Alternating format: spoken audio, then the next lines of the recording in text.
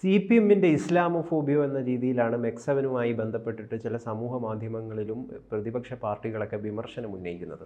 അതായത് ആദ്യം തന്നെ ഈ സംഭവം രംഗത്ത് കൊണ്ടുവന്നത് CPM-ന്റെ കോഴിക്കോട് ജില്ലാ സെക്രട്ടറി ആയിട്ടുള്ള പി മോഹനനാണ്. അദ്ദേഹം പറഞ്ഞത് ജമാഅത്തെ ഇസ്ലാമി ഒപ്പം നമ്മുടെ പോപ്പുലർ ഫ്രണ്ട് SDPI-ൻ്റെ ഒക്കെ അജണ്ടയാണ് ഇതിലൂടെ ഒളിച്ചു കടത്താൻ വേണ്ടി ശ്രമിക്കുന്നത് എന്നാണ്. പിന്നീട് നമ്മൾ ഇതിനെക്കുറിച്ച് കുറേ ചർച്ച ചെയ്തു. ഇപ്പോൾ ഇതാ ജാമിദ ടീച്ചർ ഒരു സുപ്രധാനപ്പെട്ട ഒരു കാര്യം ഇതുമായി ബന്ധപ്പെട്ടിട്ട് പങ്കുവച്ചിരിക്കുകയാണ്. എന്താണത്?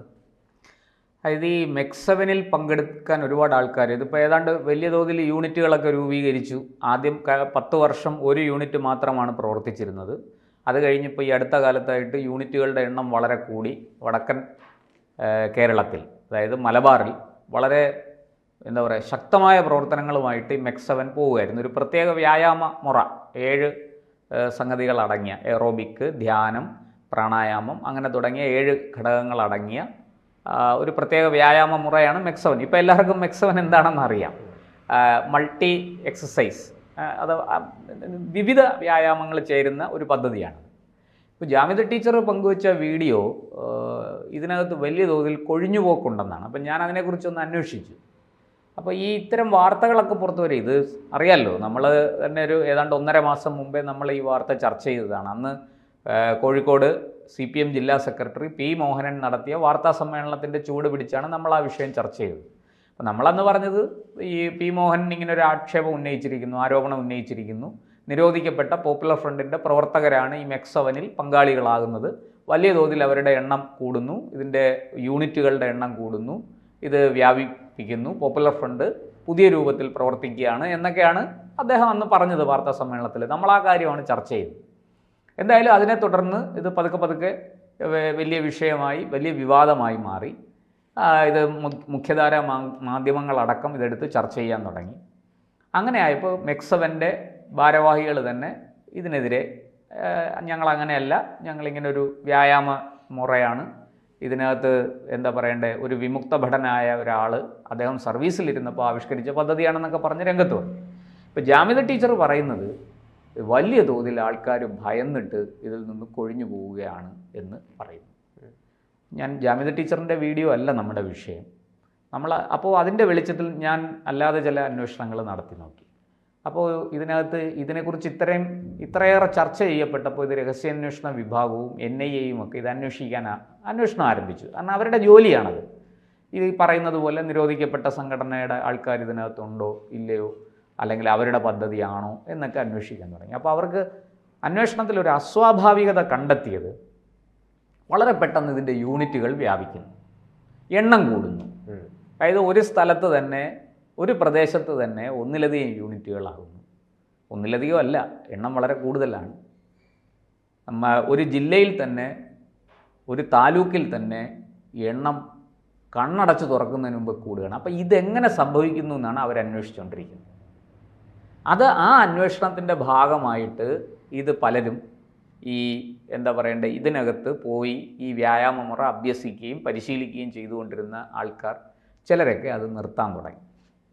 അങ്ങനെ ഇതിലൊരു കുറവ് വന്നിട്ടുണ്ട്. പക്ഷേ ഈ ജാമിദ ടീച്ചർ പറയുന്നത് പോലെ ഒരു വലിയ കൊഴിഞ്ഞുപോക്ക് വന്നിട്ടുണ്ടോ എന്ന് നമുക്കിപ്പോൾ അറിയില്ല. അത് അന്വേഷണ ഏജൻസികളും ഇതിൻ്റെ സംഘാടകരും ഒക്കെയാണ് അതിനെ വിലയിരുത്തി പറയേണ്ടത്. എന്തായാലും ഒരു കാര്യം സത്യമാണ്, ഈ യൂണിറ്റുകളുടെ എണ്ണം വല്ലാണ്ട് കൂടിയത് എല്ലാവരെയും സംശയത്തിൻ്റെ മുൾമുനയിലേക്ക് എത്തിച്ചു. അപ്പോൾ അന്വേഷണം തുടങ്ങി. അന്വേഷണം വന്നപ്പോൾ കുറച്ച് പേരൊക്കെ ഇതിൽ നിന്ന് പേടിച്ചിട്ടൊക്കെ കൊഴിഞ്ഞു പോകാൻ തുടങ്ങി. ഇതാണ് ഇപ്പോഴത്തെ ഒരു സാഹചര്യം. എന്തായാലും ഈ മലബാർ പ്രദേശത്ത് വലിയ തോതിൽ ഇതുമായിട്ട് സഹകരിക്കുന്ന ആൾക്കാർ നിരീക്ഷണത്തിലാണ്. അതൊരു സത്യമാണ്. സ്പെഷ്യൽ ബ്രാഞ്ച്, IB, NIA തുടങ്ങിയ ഏജൻസികളെല്ലാം ഇതിനെക്കുറിച്ച് കൃത്യമായ ഒരു നിരീക്ഷണം നടത്തുന്നുണ്ട്. അത് അവരുടെ ജോലിയാണ്. ഇവർ കുഴപ്പക്കാരാണോ അല്ലയോ എന്ന് അന്വേഷിച്ചാലല്ലേ കണ്ടെത്താൻ പറ്റുള്ളൂ. നമുക്ക് നമ്മുടെ മുന്നിൽ വരുന്ന വാർത്തയാണ്. അപ്പോൾ ഇതിൻ്റെ കൂട്ടത്തിൽ ഞാൻ മറ്റൊരു വിഷയം കൂടെ അറിഞ്ഞു. ഇവർക്ക് ഏതെങ്കിലും തരത്തിലുള്ള സാമ്പത്തിക സഹായം ലഭിക്കുന്നുണ്ടോ? അപ്പോൾ അതിനെ സംബന്ധിച്ച് ഒരു വശത്ത് അന്വേഷണം നടക്കുന്നുണ്ട്. ED പോലെയുള്ള ഏജൻസികളുണ്ടല്ലോ, അവർക്കും അത് അന്വേഷിക്കാൻ സാധിക്കും. അപ്പോൾ അത്തരം അന്വേഷണം ഒരു വശത്ത് നടക്കുന്നുണ്ട്. അത് ED അതിനകത്ത് ഇൻവോൾവ് ആണോ അല്ലയോ എന്ന് നമുക്കറിയില്ല. എന്തായാലും ഇതിനെയൊക്കെ സംബന്ധിക്കുന്ന കാര്യങ്ങൾ രഹസ്യാന്വേഷണ വിഭാഗം പ്രത്യേക ടീം രൂപീകരിച്ച് ഇതിനെ നിരീക്ഷിക്കുന്നുണ്ട് എന്നുള്ള കാര്യം സത്യമാണ്. അവർ കുഴപ്പക്കാരല്ലെങ്കിൽ പ്രശ്നമൊന്നുമില്ല, അവർക്ക് അവരുടെ വ്യായാമ മുറയായിട്ട് മുന്നോട്ട് പോകാം. പക്ഷെ നമ്മളിതിനകത്ത് മനസ്സിലാക്കേണ്ട കാര്യം, ഈ തരത്തിൽ ഒരു മുസ്ലിം സമൂഹം സംഘടിച്ചു വരുന്നതിനെ CPM ഭയപ്പെടുന്നു. എന്തിനാണ് ആ ഭയം? അവരുടെ ഭയം ഇവർക്ക് ഇപ്പോൾ അറിയാമല്ലോ, നമുക്ക് കേരളത്തിൽ ഏറ്റവും വലിയ ഹിന്ദു വോട്ട് ബാങ്കുള്ള പാർട്ടി CPM ആണ്. അതിൻ്റെ കൂട്ടത്തിൽ അവർക്ക് മുസ്ലിം വോട്ടും നല്ല തോതിൽ കിട്ടാൻ തുടങ്ങി. നോക്കൂ, പല സ്ഥലത്തും ലീഗിന് വലിയ വെല്ലുവിളിയായിരുന്നു അല്ലേ CPM. അപ്പോൾ ലീഗ് പല സ്ഥലത്തും പരാജയപ്പെടുകയും CPM വിജയിക്കുകയും ചെയ്തു. ഇത് 2006 തൊട്ട് തുടർന്ന് വരുന്ന ഒരു പ്രതിഭാസമാണ്, ഒരു പ്രവണതയാണ്. അപ്പോൾ ആ ഒരു സാഹചര്യത്തിൽ CPMൽ നിന്ന് പതുക്കെ വോട്ട് ഷിഫ്റ്റ് ചെയ്യാൻ ഈ അടുത്ത കാലത്ത് ആരംഭിച്ചിട്ടുണ്ട്. അത് ഈ ലോക്സഭാ തെരഞ്ഞെടുപ്പിൽ വളരെ വ്യക്തമായിരുന്നു. അതുകൊണ്ടാണ് വടകരയിൽ ഷാഫി പറമ്പിൽ, KK ശൈലജ എന്ന CPMൻ്റെ എക്കാലത്തെയും സമുന്നതയായ വനിതാ നേതാവ്, കേന്ദ്ര കമ്മിറ്റി അംഗം, അവരെ ദയനീയമായിട്ട് പരാജയപ്പെടുത്തി കളഞ്ഞു. ഏതാണ്ട് 1,00,000 വോട്ടിൻ്റെ അടുത്ത് ഭൂരിപക്ഷം, വലിയ ഭൂരിപക്ഷമായിരുന്നു ഷാഫി പറമ്പിൽ അല്ലേ. CPM ഭയക്കുന്നു. മുസ്ലിം വോട്ട് അവർക്ക് നഷ്ടപ്പെട്ടതായിട്ടാണ് അവരുടെ വിലയിരുത്തൽ. നിങ്ങളൊരു കാര്യം മനസ്സിലാക്കണം, ഈ തെരഞ്ഞെടുപ്പ് കഴിഞ്ഞപ്പോൾ എന്താ സംഭവിച്ചത്? ആദ്യം നടന്നത് എന്താ? മുഖ്യമന്ത്രി എന്താ പറഞ്ഞേ? അതായത് ഈ കോൺഗ്രസിന്റെ വിജയത്തിന്, അതായത് ലീഗ് എന്ന് പറയുന്നത് അധ്യക്ഷ സ്ഥാനം ശിഹാബ് തങ്ങൾ വന്നതിന് പിന്നാലെ SDPI-യും ജമാഅത്തെ ഇസ്ലാമിയെയും സഹകരണം വ്യാപിക്കുന്നു, കൂട്ടുപിടിച്ചു. സഹകരണം മാത്രമല്ല, കൂട്ടുപിടിച്ചു. എന്നിട്ട് ആ വോട്ട് അവരുടെ വോട്ട് ബാങ്ക് ഉണ്ടാക്കി UDFനെ സഹായിക്കുന്നു. തീവ്രവാദികളുടെ വോട്ട് വാങ്ങിയാണ് ലീഗ് ജയിക്കുന്നത്. എന്ത് കടുത്ത ആരോപണമാണ് ഉന്നയിച്ചത് മുഖ്യമന്ത്രി. ഇതിനു മുമ്പൊന്നും ഇത്രയും കടുത്ത വിമർശനം ലീഗിനെതിരെ ഉന്നയിച്ചിട്ടില്ല. എന്തിന്? തെരഞ്ഞെടുപ്പിന് ഒരു മാസം മുമ്പേ വരെ ഇഞ്ഞു ബാ എന്ന് പറഞ്ഞ് വിളിച്ചോണ്ടിരിക്കുകയായിരുന്നു അല്ലെ. UDF എങ്ങനെയെങ്കിലും ലീഗിനെ പുറത്ത് ചാടിച്ച് LDFിലേക്ക് കൊണ്ടുവരാൻ വലിയ പരിശ്രമം പിണറായി മാത്രമല്ല ജയരാജന്മാരടക്കം നടത്തി. എല്ലാവരും തോറ്റുപോയി.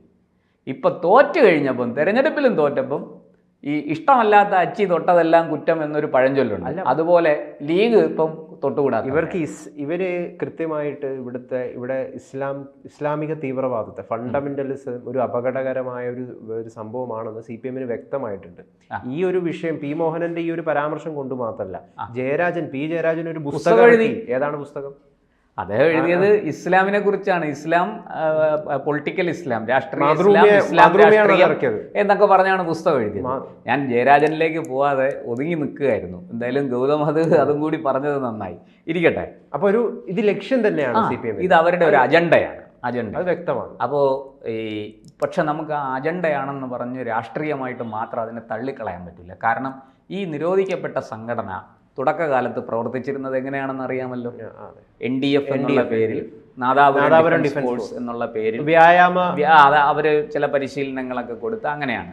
എന്നിട്ട് അവര് ആ നാദാപുരം, പേരാമ്പ്ര, വടകര ആ ഭാഗത്തൊക്കെ ഉണ്ടാക്കിയ കുഴപ്പങ്ങൾ എന്താണെന്ന് അറിയാം. കണ്ണൂരിൻ്റെ തെക്കൻ പ്രദേശത്ത് ഇരിട്ടി വരെ അവരുണ്ടാക്കിയ പ്രശ്നങ്ങൾ എന്തൊക്കെയാണെന്നും കൊലപാതകങ്ങൾ എത്രയെണ്ണം നടത്തിയെന്നും ഒക്കെ അറിയാം. ഇവിടെ യഥാർത്ഥത്തിൽ ഈ BJP CPM ഡീല് എന്ന് നേരത്തെ തന്നെ ആരോപിക്കുന്ന സംഭവം ഉണ്ടല്ലോ, അത് കുറച്ചും കൂടി അത് സത്യമാണെന്ന് തെളിയുകയാണോ ഈ CPMന്റെ നേതാക്കന്മാരുടെ ഭാഗത്തു നിന്ന് വരുന്ന പ്രതികരണം? കാരണം എന്തിനാണ് ഇപ്പൊ ഇതിനെ ഒരു ഇസ്ലാമിക അല്ലെങ്കിൽ ഇത്തരം ഭീകരവാദികൾ ഇതിന്റെ പുറകിലുണ്ട് എന്ന് പറയാനുണ്ടാവുന്ന കാരണം എന്താണ്? നമ്മൾ നേരത്തെയും ചർച്ച ചെയ്തതാണ്. വ്യക്തമാണ്, അവർക്ക് നഷ്ടപ്പെട്ട ഹിന്ദു വോട്ട് ബാങ്ക് തിരിച്ചു പിടിക്കണം. അവർ BJP ആയിട്ട് സഹകരിക്കാൻ പോയാൽ ഈ ഉപ്പുപാവ കടലിൽ പോയതുപോലെ ഇരിക്കും. ഇത് മുഴുവനും BJP ആവും. അത്രേ സംഭവിക്കുള്ളൂ. അവർക്കറിയാം, എന്നും BJPയെ ശത്രുസ്ഥാനത്ത് നിർത്തിയാൽ മാത്രമേ അവർക്ക് ഈ ഹിന്ദു വോട്ട് വിട്ടുകൊടുക്കാതെ തങ്ങളിൽ പിടിച്ചു നിർത്തുകയും BJP പേടി കാണിച്ച് മുസ്ലിം വോട്ട് പിടിച്ചെടുക്കുകയും വേണം. ഇതാണ് CPMന്റെ അജണ്ട. CPMന് ഇത്രയേ ഉള്ളൂ അജണ്ട. അതിനവരെന്ത് തന്ത്രവും പ്രയോഗിക്കും. അത്തരത്തിലുള്ള ഒരു തന്ത്രമാണിത് എന്ന് നമുക്ക് പെട്ടെന്ന് പൂർണ്ണമായിട്ടും അങ്ങ് ഉറപ്പിക്കാൻ പറ്റില്ല. കാരണം ഇതിനകത്ത് ഇങ്ങനത്തെ ചില ഘടകങ്ങൾ കൂടെ ഉണ്ട്. ഇപ്പോൾ പ്രത്യേകിച്ചും ഈ ജാമിദ ടീച്ചറൊക്കെ പറയുന്നത് പോലെ ആളിൻ്റെ എണ്ണം വല്ലാണ്ട് കുറയുകയാണെങ്കിൽ അത് തീർച്ചയായിട്ടും സംശയിക്കേണ്ടതാണ്. അത് അന്വേഷണ ഏജൻസികൾ കാര്യഗൗരവത്തോടു കൂടി അതിനെ സമീപിക്കണം എന്നാണ് നമുക്ക് പറയാനുള്ളത്. ഇപ്പോൾ കുഴപ്പമൊന്നുമില്ല, ഇവർക്ക് വേറെ പ്രശ്നമൊന്നുമില്ലെങ്കിൽ നമുക്ക് സന്തോഷം, വ്യായാമം നടക്കട്ടെ. ഒരുപാട് വ്യായാമ കൂട്ടായ്മകൾ ഇങ്ങനെ നാട്ടിലെമ്പാടും ഉണ്ട്. പക്ഷെ ഇവരെ പോലെ ഇത്രയും അധികം ബ്രാഞ്ചുകളും കേരളത്തിൽ തന്നെ, ഇന്ത്യയിൽ തന്നെ അതാണ് സംശയത്തിന് കാരണം. ബഹ്റിൻ, അതെ, സൗദി, UAE-യിലൊക്കെ അവർക്ക് യൂണിറ്റുകൾ ഉണ്ടെന്നാണ് പറയുന്നത്. എന്തായാലും കൂടുതൽ അന്വേഷണങ്ങൾ നടക്കട്ടെ. വെറും ഒരു CPM-ന്റെ രാഷ്ട്രീയ അഭ്യാസം മാത്രമായിട്ട് ഇതിനെ കാണരുത്. അന്വേഷണ ഏജൻസികളെങ്കിലും തീവ്രമായി പ്രവർത്തിക്കുന്ന സംഘടനകളുണ്ടെങ്കിൽ അവയെ കണ്ടെത്തി അമർച്ച ചെയ്യേണ്ടത് രാജ്യത്തെ അന്വേഷണ ഏജൻസികളുടെ ഉത്തരവാദിത്വമാണ്. അതുകൊണ്ട് വെറും രാഷ്ട്രീയമായിട്ട് മാത്രം കണ്ട് അതിനെ സ്വീകരിക്കുകയോ തള്ളിക്കളയുകയോ ചെയ്യാതെ സത്യം എന്താണെന്ന് അന്വേഷിച്ചറിഞ്ഞ് അതിന്മേൽ നടപടി സ്വീകരിക്കുകയാണ് വേണ്ടത്. അതിൽ CPM-ന്റെ വോട്ട് ബാങ്കിൽ ഉള്ള കളി അതൊരു വല്ലാത്ത കളിയാണ്. അത് നാട്ടിൽ ചോരപ്പുഴ ഒഴുക്കാൻ കാരണമാകാതിരിക്കട്ടെ എന്ന് മാത്രമേ നമുക്ക് പറയാം. BJP ശബ്ദമായിട്ട് CPM തീരുന്നു എന്ന് വ്യാഖ്യാനിച്ചാലും തെറ്റില്ല. തീർച്ചയായിട്ടും തെറ്റില്ല. അതിൽ അങ്ങനെ വ്യാഖ്യാനിക്കുന്നവരെ തെറ്റു പറയാൻ പറ്റില്ല നമുക്ക്. എന്തായാലും CPM തങ്ങളുടെ ആ യഥാർത്ഥത്തിൽ CPM BJP-യുടെ പവർ മനസ്സിലാക്കിയിരിക്കുന്നു. അതാണ് ഇപ്പോൾ സംഭവിച്ചിരിക്കുന്നത്. CPM കളിക്കുന്നത് അത്യന്തം അപകടകരമായ ഒരു കളിയാണ്. നോക്കാം എന്താണ് സംഭവിക്കാൻ പോകുന്നത്.